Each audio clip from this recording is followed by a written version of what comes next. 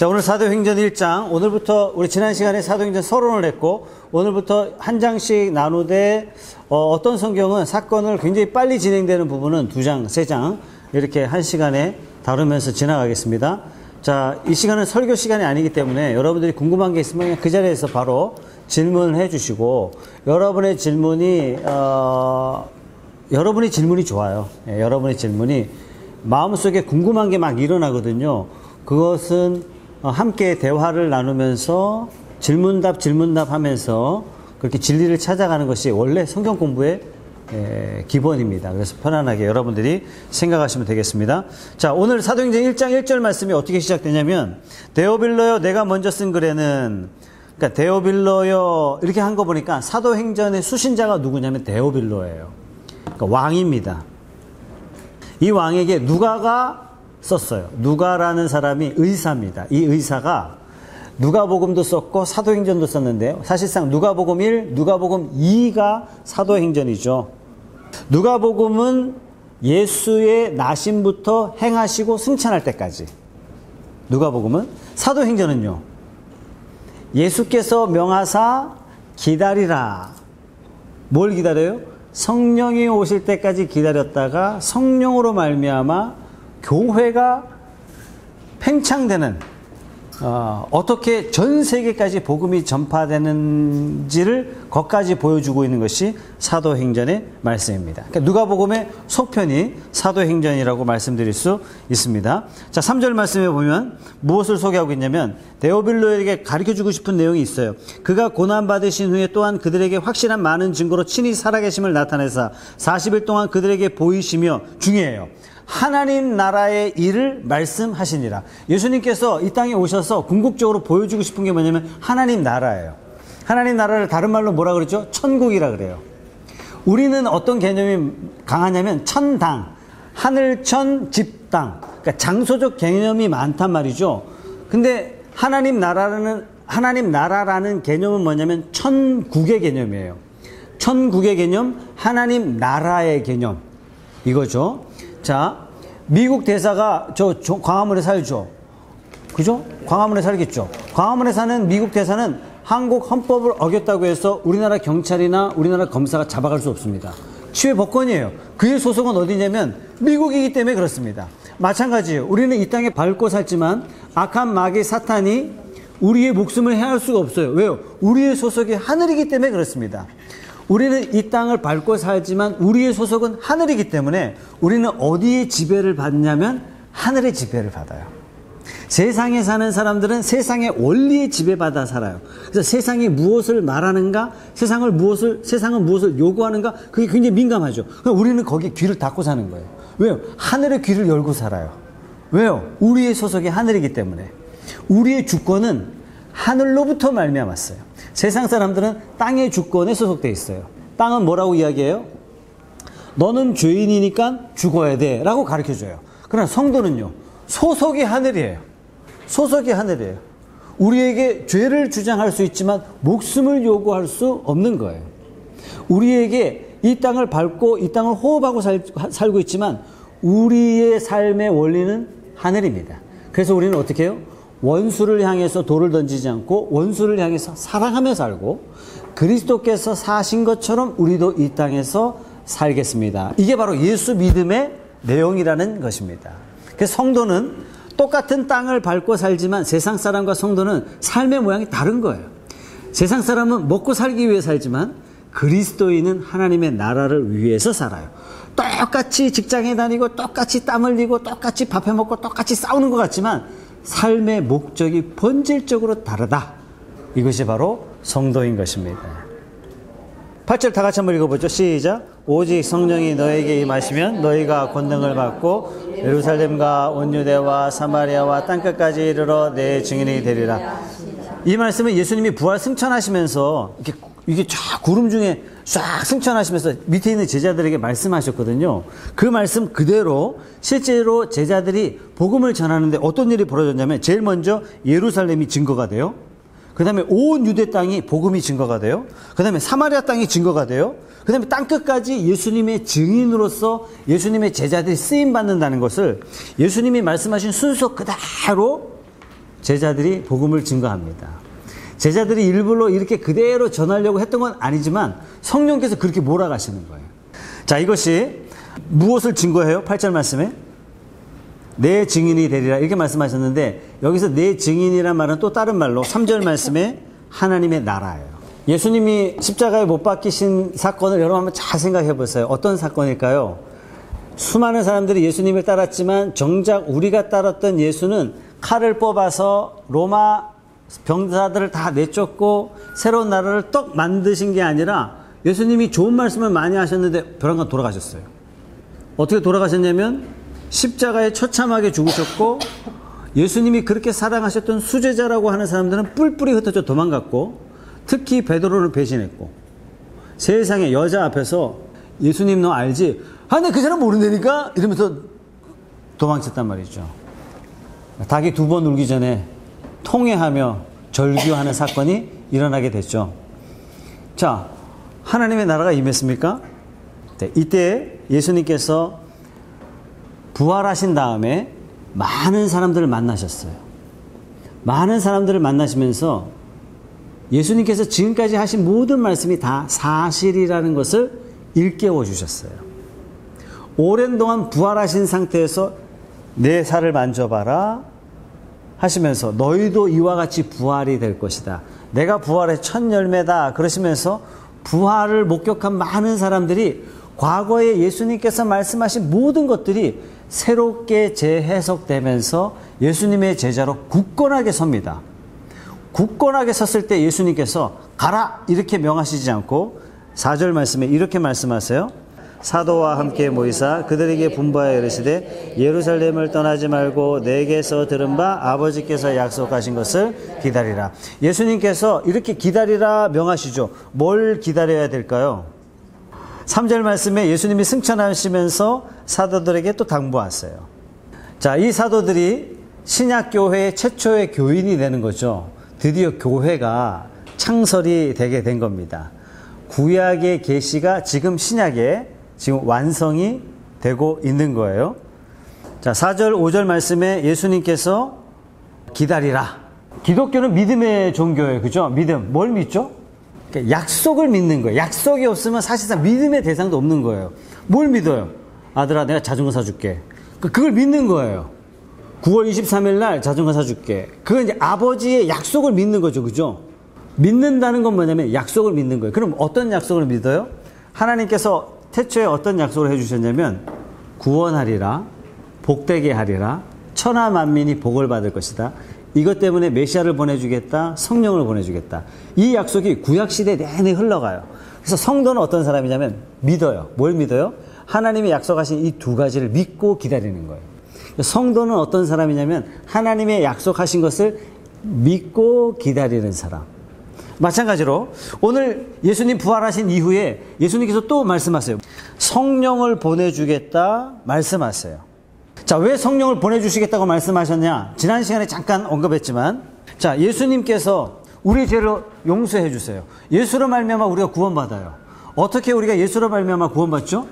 예수님의 십자가 믿고 구원받는 거예요. 이것을 죄인인 인간이 그걸 믿을 수 있냔 말이에요. 믿을 수 없다는 얘기예요.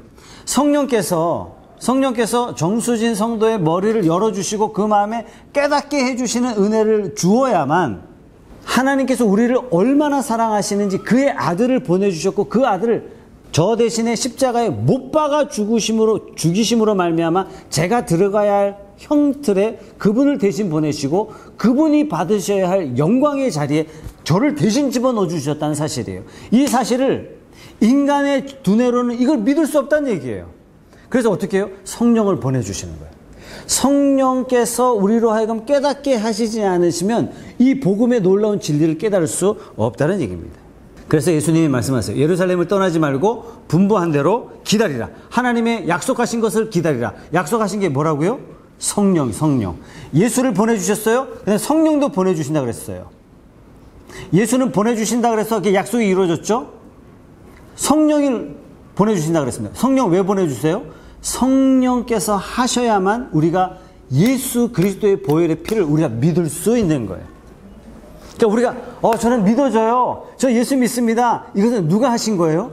성령께서 하시는 거예요. 우리 지혜로 할 수 없는 거예요. 교회 와서 찬송가를 부르는데 막 눈물이 주룩주룩 나. 난 모르겠는데 막 기쁨의 눈물이 나. 내가 할 수 있는 게 아니에요. 기도하는데 막 눈물이 나요. 내가 하는 게 아니에요. 성령께서 은혜를 주시는 거예요. 성령께서 기름 부어주시는 거예요. 자, 그래서 예수님께서 부활 승천하시기 전에 기다려라. 뭘 기다려라? 성령을 기다려라. 자, 누가복음을 시작하면서 어떻게 시작하냐면 이스라엘의 위로를 기다리는 자라 하면서 누가복음이 시작이 됩니다. 사도행전은 어떻게 시작되냐면 아버지의 약속하신 것을 기다리는 것으로 시작됩니다. 그러니까 누가라는 의사는 아마 기다리는 것을 굉장히 중요하게 여겼던 것 같습니다. 자, 또 하나 기다려야죠. 우리는 뭘 기다려요? 이제 우리는 예수님의 재림을 기다리는 거예요. 자, 구약시대가 어떻게 마감이 되냐면 이스라엘의 위로를 기다리는 자라. 그래서 이스라엘의 위로를 하나님이 어떻게 주시냐면 예수를 이 땅에 보내주심으로 이 땅을 위로하시는 거예요. 자, 그럼 사도행전은 어떻게 시작하냐면 아버지의 약속하신 성령을 보내주겠다. 성도는 뭐예요? 아버지의 약속하신 성령을 기다리면서 성령을 받습니다.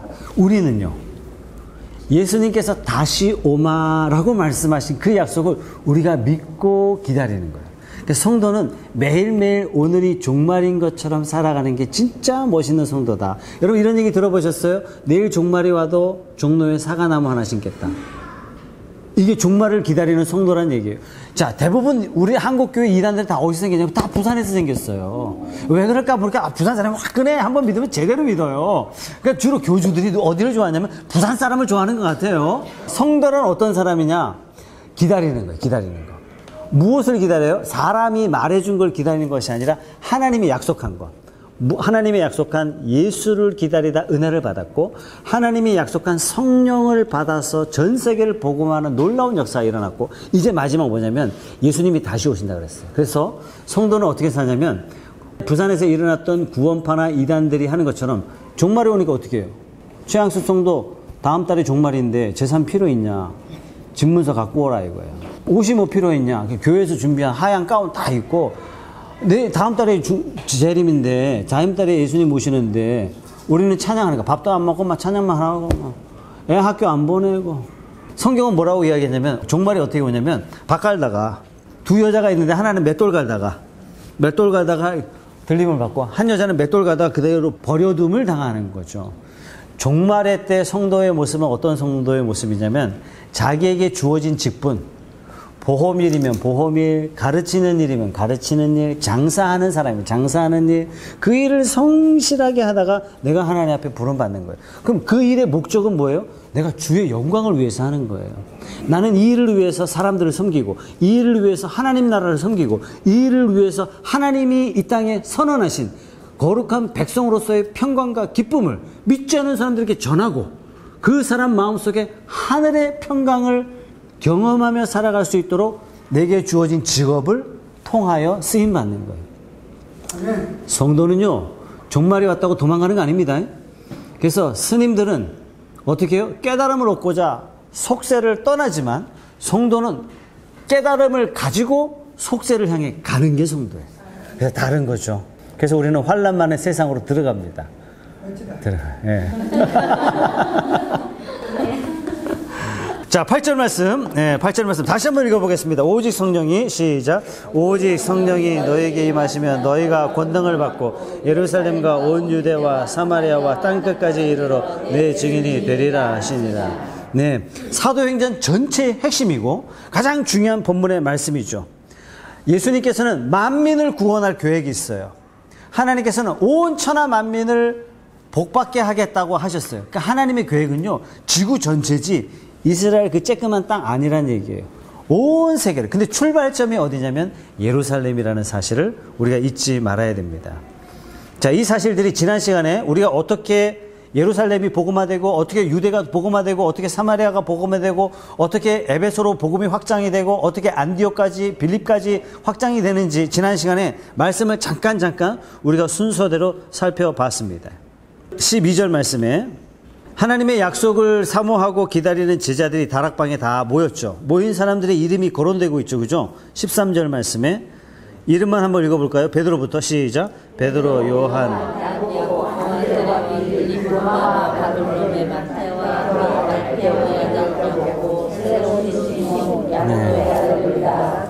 네, 이 이름들이 다 기록되고 있다는 사실이에요. 오늘 우리 성경 공부하는 여러분들의 이름들을 다 하나님께서 천국에 다 기록하고 있다는 사실 믿으시기 바랍니다. 여러분, 세상의 것들은 다 없어지지만 하늘에 여전히 존재하는 것 있어요. 그게 뭐냐면 책이에요, 책. 요한계시록 보면 생명책이라고 해요, 생명책. 그 생명책에 여러분의 이름을 기록하는 거예요. 여러분의 이름이 기록되면 지울 자가 없는 거예요. 사탄이 아무리 힘이 세고 권능이 막강하다 할지라도 여러분의 이름을 지울 수가 없어요. 예수 사랑하심이 어디에 써 있다고요? 성경에 써 있다고요. 예. 이럴 때가 있어요. 성도가 죄를 지을 때가 있어요. 칠흑 같은 죄. 칠흑 같은 죄는 뭐냐면 이런 죄죠. 이런 잘못했어. 괜찮아. 이렇게 용서할 수 있지만 뭐야? 당신이 어떻게 그런 죄를 지을 수 있어요? 예를 들어서 나를 배반하거나, 그죠? 뭐 그런 죄에 대해서. 근데 그와 비슷하게 내가 이렇게 해서는 안 돼라는 내 나름의 기준을 딱 정해놓고 그 기준을 내가 넘어버리면 내가 나에 대해서 어떤 마음이 드냐면 실망감, 좌절감, 하나님의 백성으로서 상실감, 그다음에 자존감이 다 무너져요. 이때 사탄이 얘기해요. 네가 하나님의 성도냐? 때려쳐라. 이게 누가 주는 음성이냐면 사탄이 주는 음성이에요. 하나님은 우리를 어떻게 부르셨어요? 깨끗하니까, 의로우니까, 죄를 좀 덜 지었으니까 우리를 사랑하신 것이 아니라 우리 있는 모습 그대로 사랑하셨어요. 그리고 우리 위에 뭘 발랐어요? 예수님의 피를 통하여 우리를 보시는 거예요. 예수님의 피를 통하여 보시기 때문에 뭐라고 말씀하시냐면 너는 의로운 자라. 이 정도로 끝내신 것이 아니라 이제 너는 내 일을 해라. 어떤 일? 하나님의 거룩한 일. 세상 일이 아니라 대통령 일이 아니라 유엔 사무총장 일이 아니라 하늘의 일을 우리에게 맡기신 거예요. 저와 여러분들은 이 땅에 하늘의 일을 맡은 자인 줄 믿습니다. 그 하늘의 일이 뭐냐면 하나님이 내게 행하신 것을 세상 사람에게 전하는 거예요. 하나님이 내게 베푸신 은혜를 세상 사람에게 전하는 거예요. 전할 때 누가 함께 하시냐면 성령께서 함께 하시는 거예요.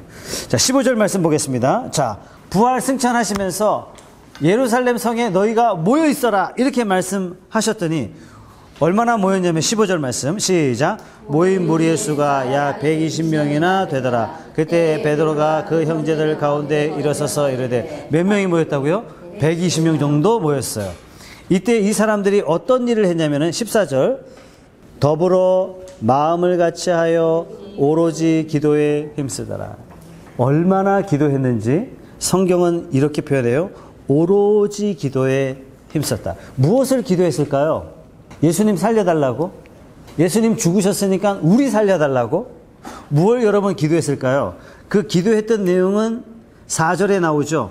내게서 들은 바 아버지께서 약속하신 것을 기다리라 이렇게 예수님이 말씀하셨기 때문에 아마도 120명의 성도들은 모여서 뭘 기도했냐면 아버지께서 약속하신 것을 우리에게 보내주십시오 라고 간절히 기도했던 것 같습니다. 에스겔 36장 36절 37절의 말씀 너희 사방에 남은 이방인 사람이 나 여호와가 무너진 곳을 건축하며 황폐한 자리에 심을 줄을 알리라. 나 여호와가 말하였으리라 이르리라. 주 여호와께서 이같이 말씀하셨느니라. 그래도 이스라엘 족속이 이같이 자기들에게 이루어 주기를 내게 구하여야 할지라. 내가 그들의 수요를 양떼같이 많아지게 하되. 자, 이 말씀 자세히 읽어보면 어떤 말씀을 하냐면 하나님께서 무너진 것을 건축하고 황폐한 자리를 내가 다시 심겠다. 누가 말씀하셨어요? 나 여호와가 말했기 때문에 이게 반드시 이루어진다는 얘기예요. 히브리 단어에 말이라는 단어가 speaking, 말이라는 단어가 또다시 어떻게 해석이 되냐면 thing으로 해석돼요. 일. 즉 여호와께서 말한 바 그게 일이 됐다는 얘기예요. 여호와께서는 말한 것이 취소되는 법이 없고 반드시 이루어진다는 얘기예요. 하나님께서 뭐라고 말씀하시냐면 무너진 것이 건축되고 황폐한 자리가 내가 다시 심겠다. 누가 말했다고요? 나 여호와가 말하였느니라. 그러면서 뭐라고 말씀하세요? 이루리라. 그런데 37절 굉장히 중요합니다. 주 여호와께서 이같이 말씀하셨느니라. 그래도 이스라엘 족속이 이같이 자기들에게 이루어 주기를 뭐 해야 된다고요? 내게 구하여야 할지니라. 사랑하는 여러분, 성도는 어떤 사람이냐면, 에이, 뭐 하나님 알아서 하시겠지 뭐. 이건 성도 아니라는 얘기예요. 하나님께서 이루실 것을 믿고 그 일을 위하여 기도하는 자가 성도라는 얘기예요. 하나님, 오늘 내 사업처를 하나님께서 주관하시고 다스려 주시고 이 사업체에 악한 마귀 사탄이 감히 함께하지 못하도록 천군 천사를 보내주십시오. 오늘 누구누구를 만나는데 이 사람에게 하나님의 살아계심을 내 입술을 통해서 내 삶을 통해서 증거하게 하시고 하나님이 역사하시고 다스려 주시옵소서. 기도하시기 바랍니다. 하나님께서 여러분의 사업장을 통해서 하나님의 일하심을 친히 나타내 보여주실 줄 믿습니다. 여러분, 이런 증거가 있어야 하나님 살아계셔. 내가 이런 일이 있었는데 이렇게 기도했는데 하나님이 이렇게 응답하셔서 이렇게 말할 거 아닙니까? 성도는 뭐 하냐면 하나님의 말씀 앞에 도전하는 사람이에요. 하나님의 말씀 앞에 목숨 내놓고 하나님 말씀이 이루어지는지 이루어지지 않는지 경험해 보는 사람이에요. 이런 경험이 있어야 내가 하나님 증거할 거 아닙니까? 그죠? 이번 한 주간 하나님 앞에 기도하시기 바랍니다. 그리고 응답 받으시기 바랍니다. 요한일서 5장 14절도 한번 찾아보죠. 자, 120문도가 예수님이 약속하신 그대로, 말씀하신 그대로 성도들이 모여가지고 막 기도하고 있는 거예요. 하나님의 약속하심을 따라서 기도하고 있는 겁니다. 그를 향하여 우리의 가진 바 담대한 이것이니 그의 뜻대로 무엇을 구하면 들으심이라. 아버지의 뜻대로 구하면 하나님께서 들어 응답하시겠다는 얘기예요. 자, 문제는 뭐냐면 내 뜻대로 구하죠. 내 마음대로 구하죠. 하나님께서 어떻게 해요? 아버지 뜻대로 구하면 무엇이든지 들어주겠다. 그래서 성도는 어디에 관심을 기울이냐면 성경을 묵상하면서 하나님의 뜻이 어디 있는가, 하나님이 뭘 말씀하시는가, 하나님의 원하심이 뭔가, 하나님의 원하심을 알았다면 그거 가지고 막 붙들고 기도하는 거예요. 하나님께서 그 기도를 들으시고 응답하신다는 거예요. 하나님께서는 여러분들에게 각자의 직업을 주셨지만 각자의 직업에 하나님께서 선하신 뜻이 있는 줄 믿습니다. 그걸 우리가 발견해서 하나님 앞에 나아가는 거예요. 좋은 기도는 뭐냐? 끈질기게 뭐든지 기도하면 하나님 응답하신다? 요거는 초보적인 수준이에요. 제가 기도 간증을 여러 번 했는데 중학교 1학년 때 예수님이 나를 위해서 죽으셨다는 게 믿어지는 거예요. 그때부터 제 삶이 180도 바뀌었는데 어떻게 바뀌었냐면 저녁 10시 되면 입을 뒤집어 쓰고 기도하는 거예요. 아니, 하나님 살아계신 게 믿어지고 날 위해 죽으셨는데 그 얼마나 감사하고 고마워요. 기도하는데 막 회개하는 거, 동생 두들겨 팬 거 용서해 주십시오.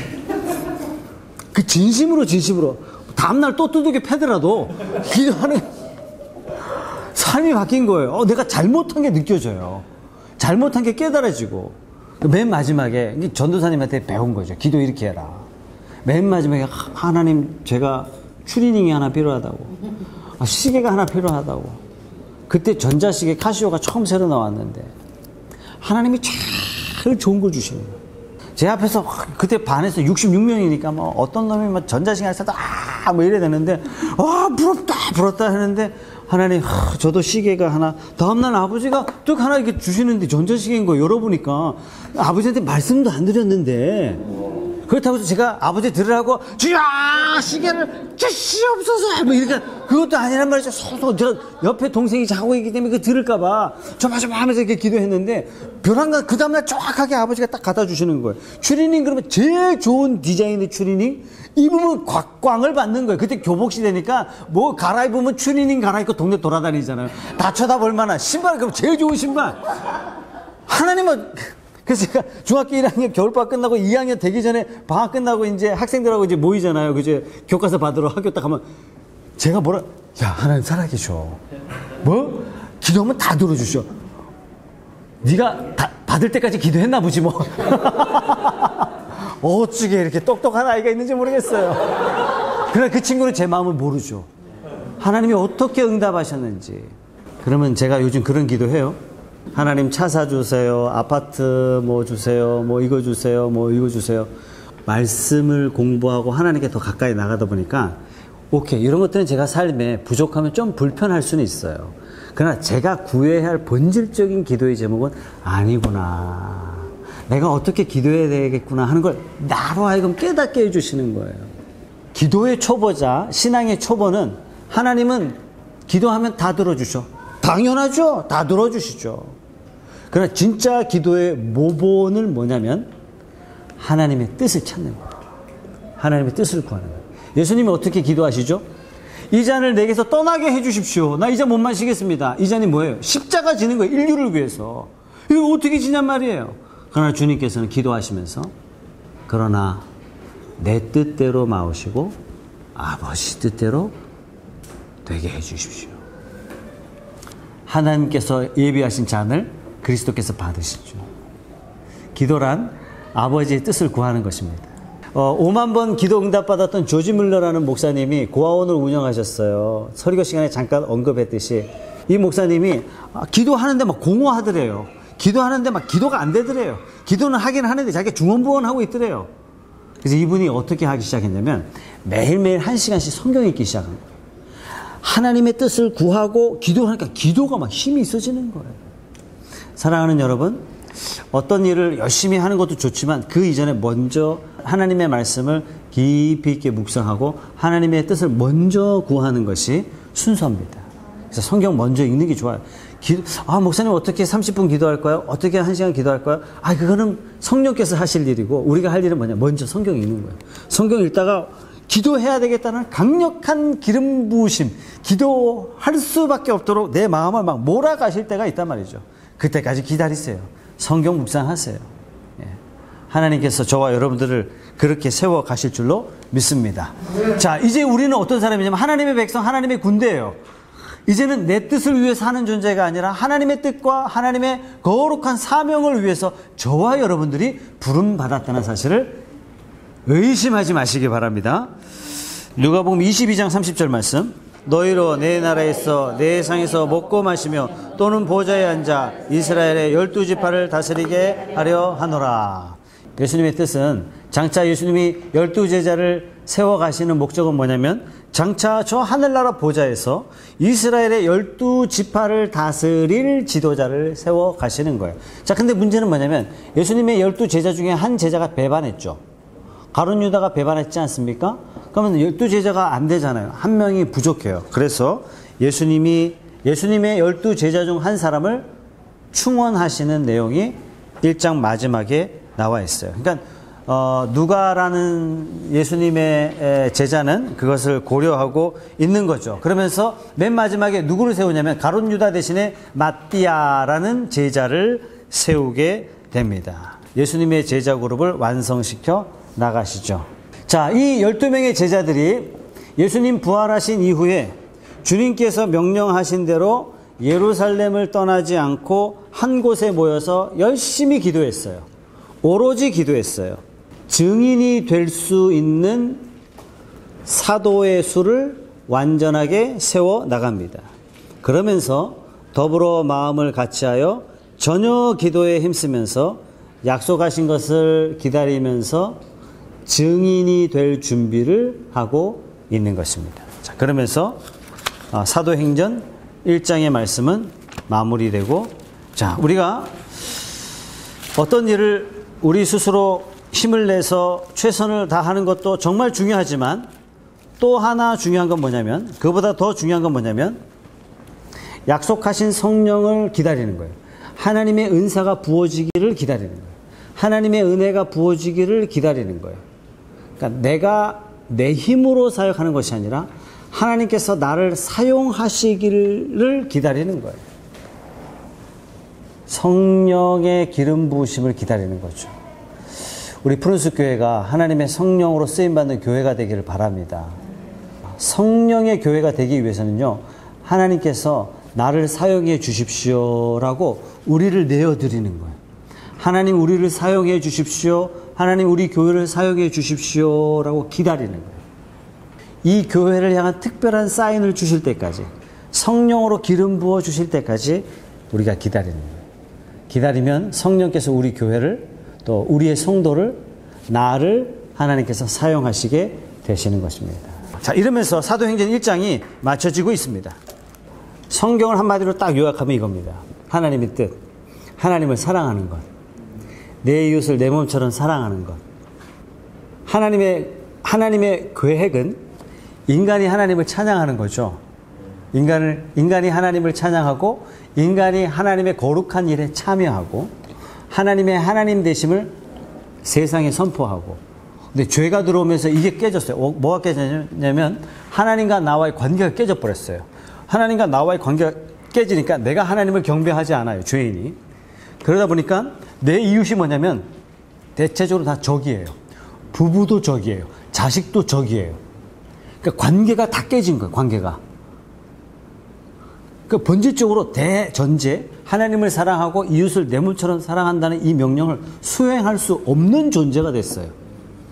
우리는 직장에서 내가 출세하기 위해서 깔아뭉개고 올라가야지 내가 섬기며 함께 올라갈 수 있는 구조라고 믿는 사람은 아무도 없단 말이죠.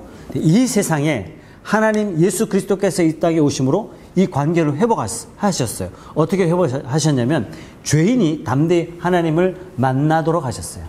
이 말은 하나님을 사랑하도록 길을 열어주셨어요. 하나님의 사랑을 공급받도록 하셨어요. 이 사랑 때문에 이웃의 관계를 회복시켜 주시는 거예요. 자, 미가서 6장 6절을 보겠습니다. 미가서 6장 6절의 말씀. 하나님의 뜻을 이렇게 직접적으로 표현하세요. 미가 선지자가, 제가 읽을게요. 들어보세요. 미가 선지자가 고민을 해요. 어떤 고민을 하냐면, 야, 내가 뭐 가지고 하나님 앞에 나갈까? 높으신 하나님 앞에 어떻게 경배할까? 번제물 1년 된 송아지 가지고 갈까? 여호와께서 천천의 수양이나 만만의 강물 같은 기름을 기뻐하실까? 내 허물을 위하여 맏아들을 갖다 바칠까? 내 영혼의 죄로 말미암아 내 몸을 갖다 바칠까? 8절 다 같이 읽겠습니다. 시작. 사람아, 주께서 선한 모심이 모심을 내게 보이셨네. 하나님께서 내게 구하시는 것은 오직 정의를 행하고 인자를 사랑하며 겸손하게 내 하나님과 함께 행하는 것이, 하나님이 하나님의 백성에게 정의를 행하며 인자를 사랑하며 겸손하게 내 하나님과 함께 행하는 것이 아니냐. 그래서 제가 인자 씨와 결혼했잖아요.